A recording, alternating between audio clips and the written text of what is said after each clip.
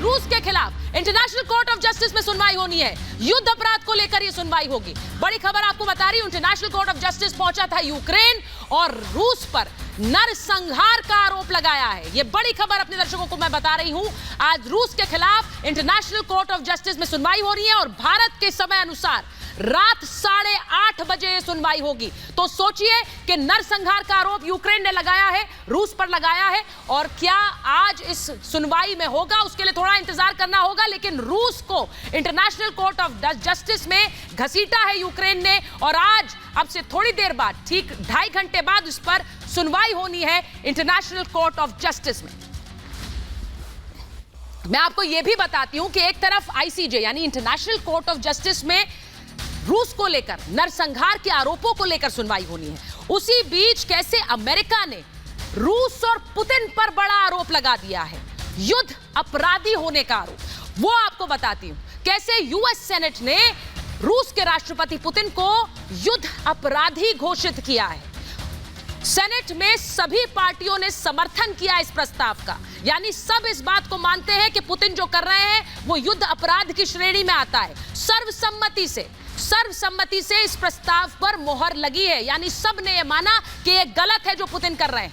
मानवता के खिलाफ हिंसा, युद्ध अपराध की निंदा की गई सेनेट में, यानी अमेरिकन सेनेटर्स यानी अमेरिका के जो सांसद हैं वो ये मानते हैं कि जो कुछ किया जा रहा है पुतिन द्वारा ये मानवता के खिलाफ है। अंतर्राष्ट्रीय क्रिमिनल कोर्ट यानी आईसीसी से मांग की है, और क्या मांग की है कि इस पूरे मामले में बिल पेश करने वाले सेनेटर लिंडसे ग्राहम ने बयान दिया कि इस पूरे मामले में आईसीसी इस मामले का संज्ञान लेते हुए पुतिन को युद्ध अपराधी घोषित करे, डिक्लेयर करे कि ये युद्ध अपराधी है, वॉर क्रिमिनल है। हमला करने के पुतिन के फैसले की जांच होनी चाहिए। कैसे हमला कर दिया, क्यों हमला कर दिया, क्या कोई देश ऐसा खड़े होकर हमला कर सकता है, यह आरोप लगा। पुतिन को अत्याचार के लिए जिम्मेदार ठहराया जाए, यह कहा गया। पुतिन को शर्मिंदा करने के लिए एक अभियान चलाया जाए, यानी जो कुछ भी रूस के राष्ट्रपति कर रहे हैं उनको अंतर्राष्ट्रीय मंच पर शर्मिंदा होना पड़े, ये अमेरिका का सेनेट कह रहा है। और वो इसलिए कह रहा है क्योंकि युद्ध अपराधी की श्रेणी में रूस के राष्ट्रपति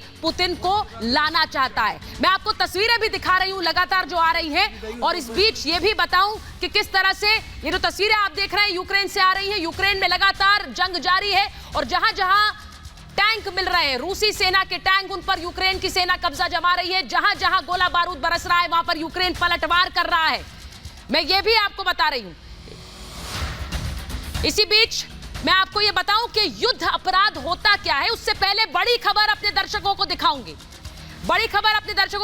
युद्ध अपराध होता क्या है। किसी देश की संप्रभुता पर हमला करना यानी कि युद्ध अपराध। आम लोगों को बंधक बनाना, जो सिविलियंस हैं, आम लोग हैं, उनको बंधक बनाना ये युद्ध अपराध की श्रेणी में आता है। जानबूझकर हत्याएं करना, प्रताड़ित करना, जो इस वक्त यूक्रेन में हो रहा है, अमेरिका कह रहा है कि यही युद्ध अपराध है। युद्ध बंदियों के साथ भी अमानवीय व्यवहार करना, यह युद्ध अपराध की श्रेणी में आता है। बच्चों को युद्ध में जाने पर मजबूर करना या फिर बच्चों पर यातनाएं करना, यह युद्ध अपराध की श्रेणी में आता है। बच्चों को युद्ध में जाने पर मजबूर करना युद्ध अपराध की श्रेणी में आता है। नरसंहार, मानवता के खिलाफ जो भी अपराध किए जाए, और पूरा जो अंतर्राष्ट्रीय मंच है, पश्चिमी देश हैं, वो कह रहे हैं कि किस तरह से ये नरसंहार किया जा रहा है यूक्रेन में।